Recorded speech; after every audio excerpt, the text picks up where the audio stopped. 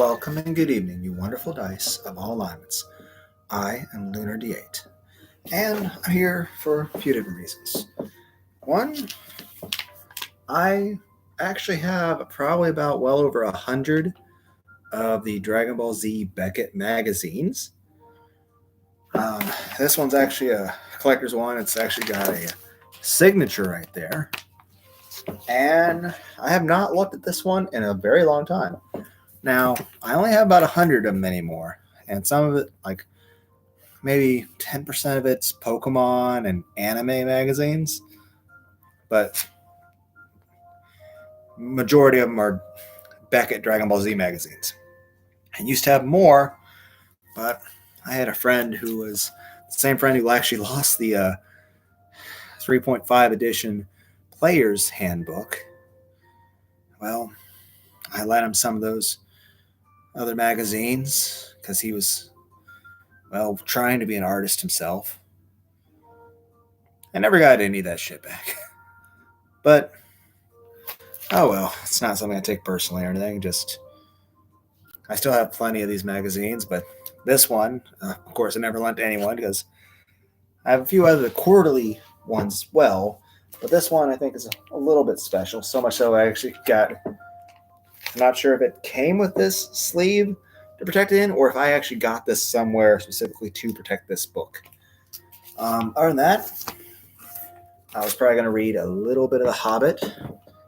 Oh, and another thing. Apparently, unless I'm mistaken, I think the open beta for Guilty Gear Strive might be the ps4, ps5 only, which means I might not be able to play it on my laptop, which means I'll have to wait till April 9th to play it at all. Still be blind, I just won't be able to get my ass kicked online by random people who consider it a professional sport. Other than that, this is a Game Boy Color. It actually still has Pokemon Yellow in here too. If I can get this out of here. Pokemon Yellow.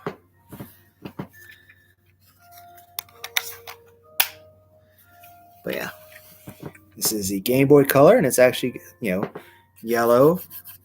And you see it says Pokemon there. It's Game Boy Color. It's got a Pokeball and Pikachu and Jigglypuff and Togepi. But yeah, this is the Pikachu edition, Pokemon Yellow, Game Boy Color. Another thing I came across I have is this, the strategy guide for Pokemon Gold and Silver. I'm not going to flip through the whole thing, but I'm just going to show the map of the region. Maybe a little closer. Back of this. Maybe find a page that stands out. I mean, here's just a random page. I used to have the book guide for red, blue, green, and yellow, but I don't know where that went. I probably either lent that to somebody or lost it. Probably lent it to someone. But even though I don't have it anymore, I had definitely made full use out of it when I had it. But yeah, I figured that was interesting and definitely wanted to show that off. And then I got a few things back here. Here is a poster. It's Dragon Ball Z, but it's a Halloween edition one. So yeah, Trunks is Robin Hood, Krillin is Superman, Vegeta is a vampire, and yeah, Bulma up here is a witch. There might be more people in the background, but I don't feel like looking at it super close right now. We have a Winnie the Pooh right here. So, and we have a Yu-Gi-Oh! Like I said, some of those anime ones. Here's Dark Magician Girl. So, yeah, she's pretty sexy. By the way, look at this. I'll probably bring it a little closer later on so you get a better view of it. But this is a poster showing Ash on a Pidgeot for Pokemon Orange Island Leagues. The best Pokemon season ever made. Granted, the very first couple seasons were amazing. Johto kind of was where I thought it kind of started to go downhill, and then it just picked up speed. But yeah, Ash was actually getting smart and showing strategy and tactics. And like I said earlier today when I got all that blood work done, they took quite a bit of blood for a lot of different tests. And I've only gotten the results back for one so far. It was like the CBC or something like that. I can't remember. It had like a couple dozen different things on it. For most part, everything showed normal, except for this thing called ABS mono auto, which, as far as I understand, is the absolute monocyte, which is a type of white blood cell. But beyond that, I don't know too much more about it. But apparently, I'm very high in that. So the normal values that you're supposed to have are between 0.2K and 0.2. I can't talk. Your normal amounts you're supposed to have are between 0.2 up to 0.4 K per microliter per thousand. So you're supposed to have, 0.2 up to 0.4 thousand per microliter. I have 1.2 thousand per microliter. So whatever these white blood cells called monocytes, macrophage, whatever, I have about 5 times as much as I'm supposed to. So of this one kind of white blood cell, I have about 5 times the normal amount of what I'm supposed to have in my blood. So hoping for the best on that? I don't know. But yeah, it's supposed to be between 0.2 to 0.4, and I have 1.2. So I have roughly, quite a bit more than I'm supposed to. So, but then again, they took blood for a bunch of other tests too, and so I just have to wait to hear back on the doctor and what they think about these latest batch of tests and all that stuff. But I shouldn't bore you guys with all that meaningless stuff that no one would even care about anyway. That being said, how about I show this off? I actually had quite a bit of these in the past. They're really cool. Here's the back. I know I'm not going to sit and read this whole thing. It'll take forever, but look at that stuff for Frieza. But Goku gallery with pictures like that. It's actually a pretty thick magazine. I can show more of this, and it's got some fan submissions of art. I skipped it quite a bit. Oh yeah, here's the poster that comes with this one. I'm not going to take it out, but it's eventually supposed to be Broly. But yeah, a lot of fan art stuff. Some stuff about Super Saiyan transformations. This was back when Super Saiyan 4. This, I think I got, what date do we have for this? It's so hard to read through this mask. Date. This date is March/April of 2002. So 19 years ago, almost exactly, maybe a month off. But this magazine was made 19 years ago.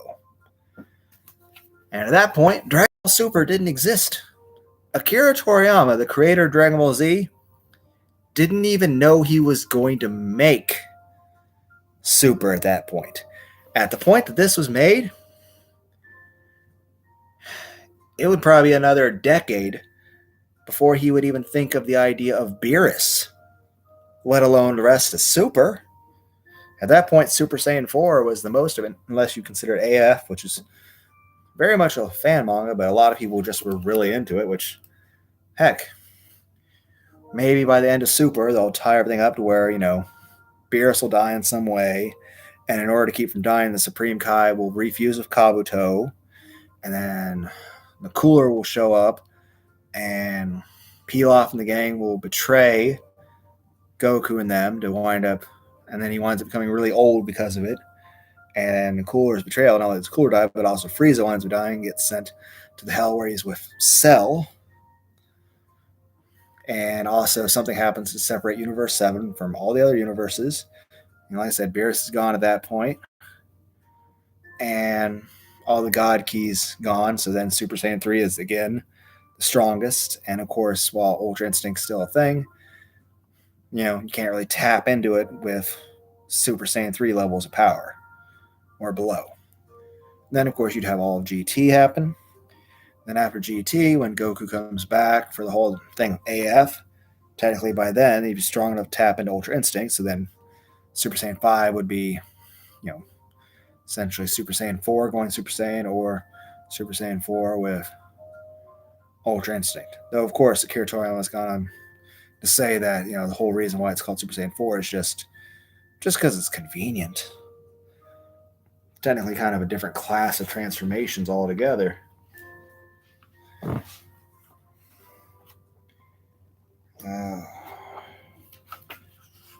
But what else am I trying to...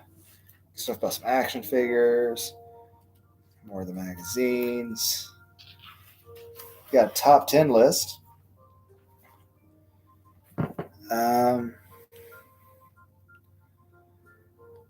So ranked number 10 is Krillin.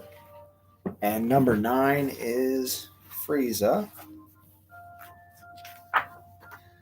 Then we got 18, 17, Piccolo, Cell, Trunks, Gohan, Vegeta, and Goku, of course, are Vegeta's number 2 and Goku's number 1.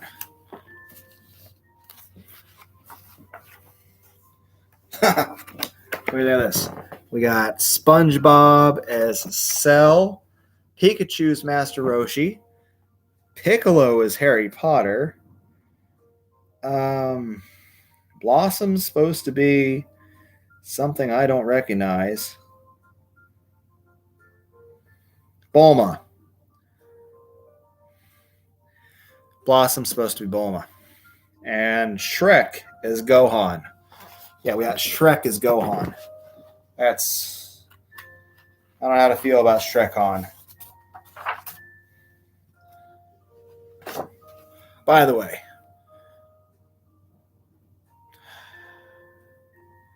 and I'll save that for another time. I was going to mention something about my profile pic, but it's mainly just a picture I came across on the internet that I thought was hilarious because it essentially, if you look at it close, it looks like a Patara fusion of Sailor Moon and Yu Yu Hakusho. Which another funny thing is this: the creator of each of those series, they're married, they're husband and wife. So that's kind of cool. But it's just the facial expression, everything it's absolutely hilarious. We got stuff like Video Vault, list different movies. Honestly, there's a Gohan poster in there, but I'm not going to tear this out of it. And of course, you have a list of different Dragon Ball Z trading cards. Looks like there's another poster. More stuff about movies, stuff if I want to order and buy stuff. Which, like I said, it's a poster in there, but I'm not going to tear that out. I'm not about to tear that out of this. Out of the other ones, yeah, but like I said, this magazine is special. And like I said, it's just lists of the trading cards.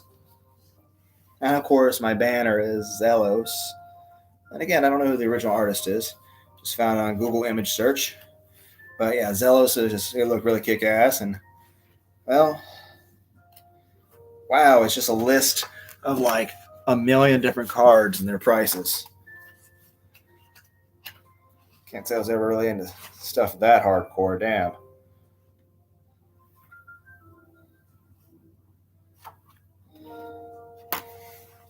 I remember one point there was a company called If Labs that made really good figures. No, I've never been too much on a collector of things like that just because, well, does cost a little bit.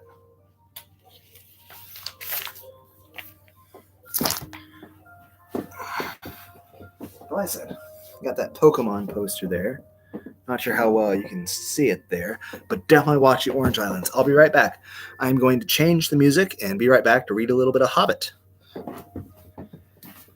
Oh. Oh, yeah, the jalapeno popper chicken sandwich and salad, they were okay, but I can't say I would strongly recommend, but they still hit the spot. Still get to eat the Baconator. I did eat a chocolate muffin.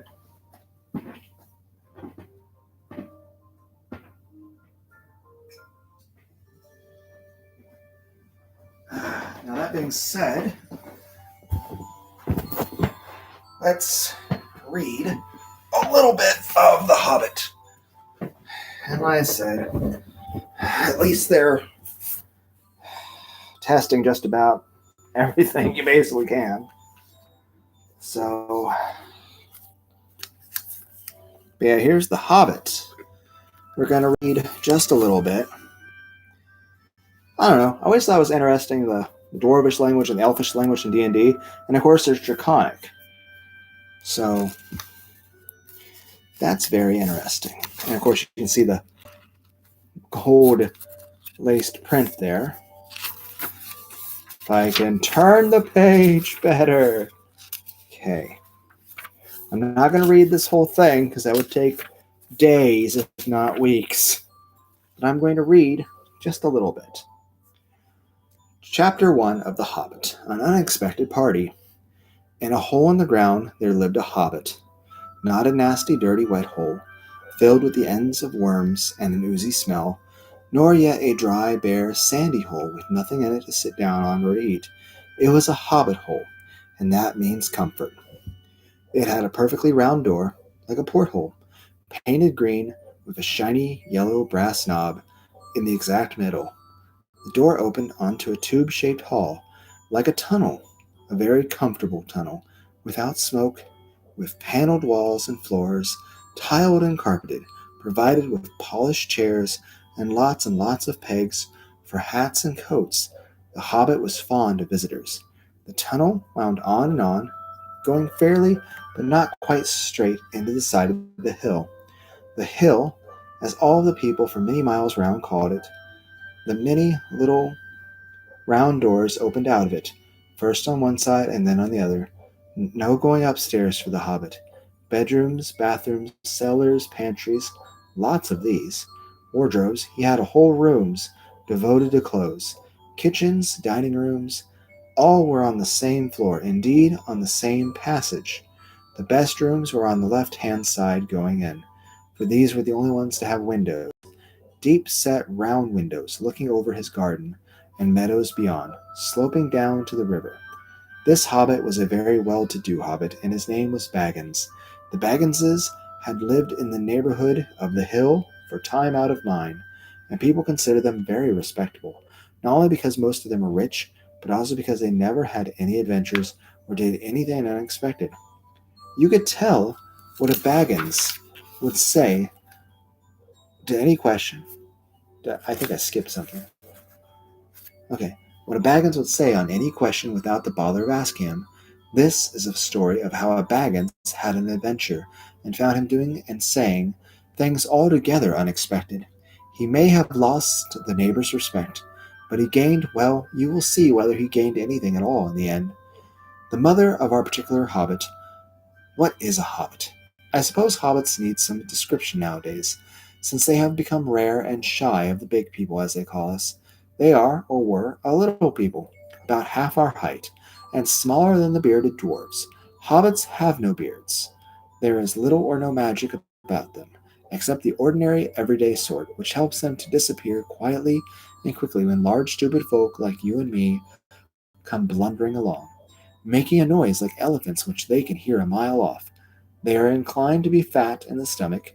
They dress in bright colors, chiefly green and yellow, wear no shoes because their feet grow natural leathery soles, and thick, warm brown hair like the stuff on our heads, which is curly, have long, clever brown fingers, good-natured faces, and laugh deep, fruity laughs, especially after dinner, which they have twice a day when they can get it.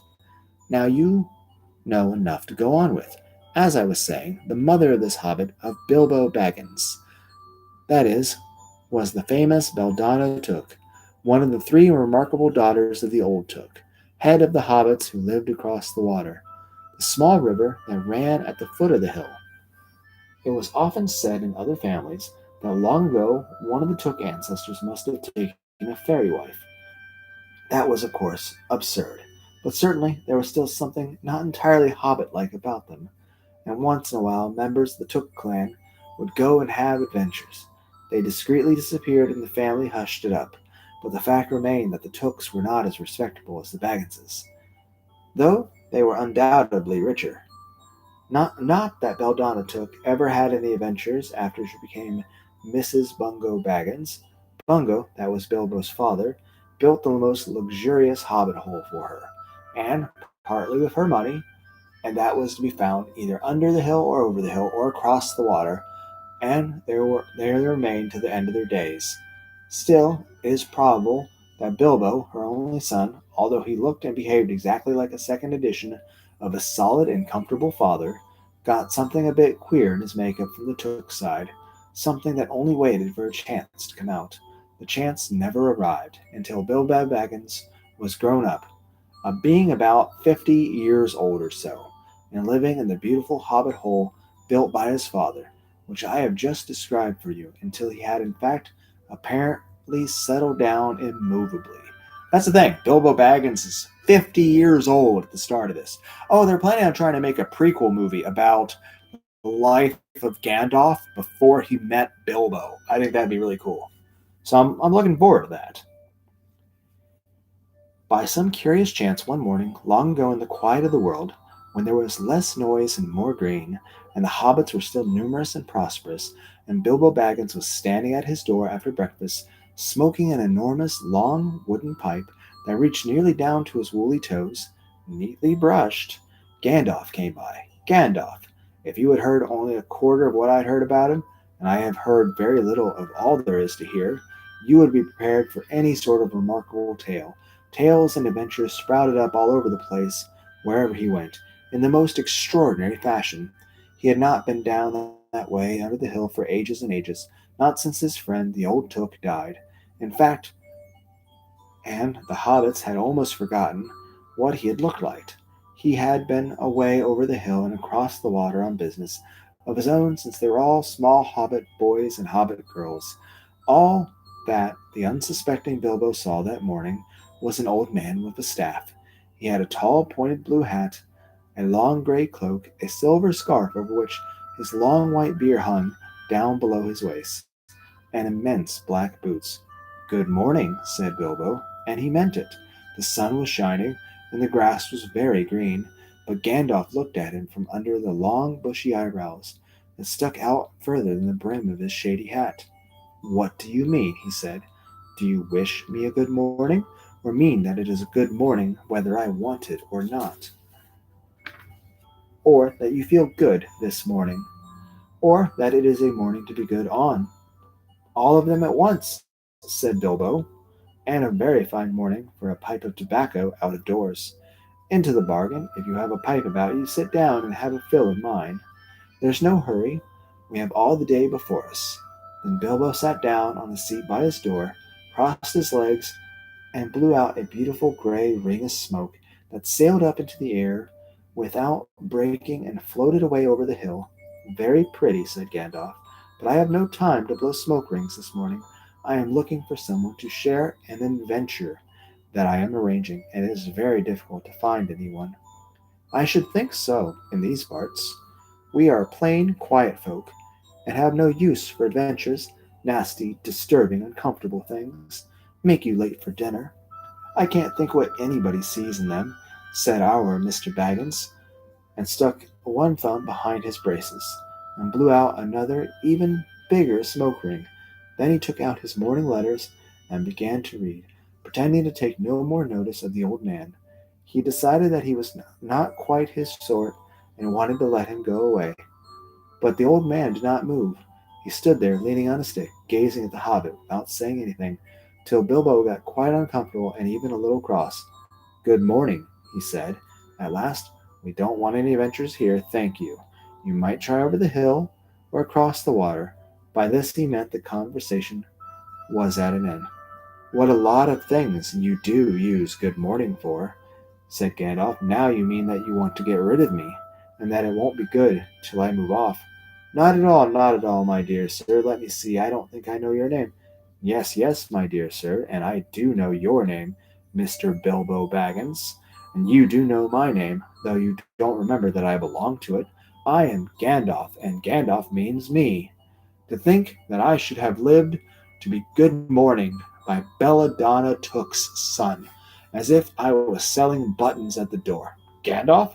Gandalf? Good gracious me, not the wandering wizard that gave the old Took a pair of magic diamond studs that fastened themselves and never came undone till ordered. Not the fellow who used to sell such wonderful tales at parties about dragons and goblins and giants and the rescue of princesses and the unexpected luck of widows' sons. Not the man that used to make such particularly excellent fireworks. I remember those. The old Took used to have them on Midsummer's Eve. Splendid. They used to go up like great lilies and snapdragons and lapburnums of fire and hang in the twilight all evening. You will notice already that Mr. Baggins was not quite so prosy as he liked to believe. Also that he was very fond of flowers. Dear me, he went on, not the Gandalf who was responsible for so many quiet lads and lasses going off into the blue for mad adventures. Anything from climbing trees to visiting elves, or sailing in ships, sailing to other shores. Bless me, life used to be quite I mean, you used to upset things so badly in these parts once upon a time. I beg your pardon. I have no idea you were still in business." "And where else should I be?" said the wizard. "All the same, I am pleased to find you remember something about me. You seem to remember my fireworks kindly, at any rate, and that is not without hope. Indeed, for your old grandfather Took's sake, and for the sake of your poor Belladonna, I will give you what you asked for." "I beg your pardon?" "I haven't asked for anything." "Yes, you have, twice now." "My pardon, I give it to you. In fact, I will go so far as to send you on this adventure. Very amusing for me, and very good for you. And profitable, too. Very likely if you ever get over it. And let's see, is there any particular pages I want to show off? And here's this. Of course, there's the songs. Okay, there's a page there with some drawings. If I can stop on it. Finger, move! Okay, this.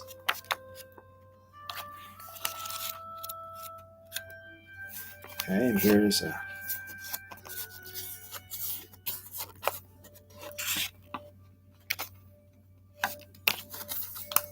Oh, that'd be much easier to just do it that way.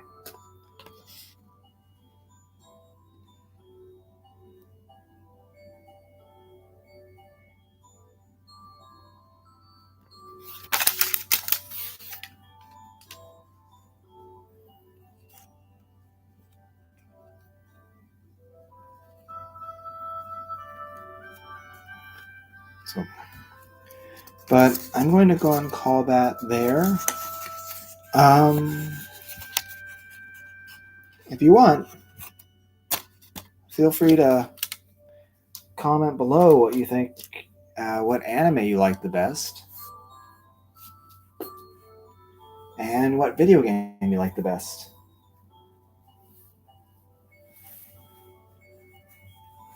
But